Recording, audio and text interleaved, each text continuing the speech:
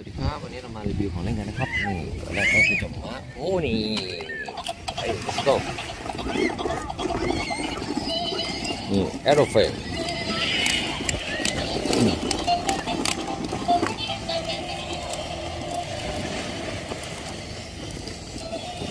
ไทยเชลท็อป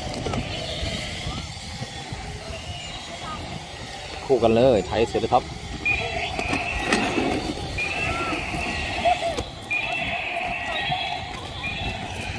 บัฟฟาโลถอยหลังแอโรเฟล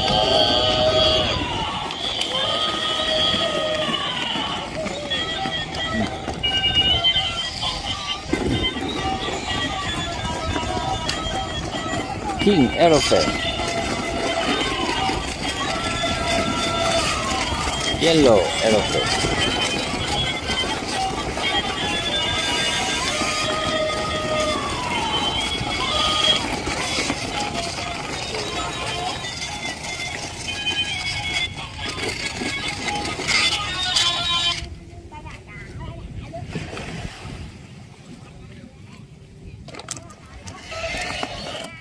บิ๊กเอลเฟนอ๋อ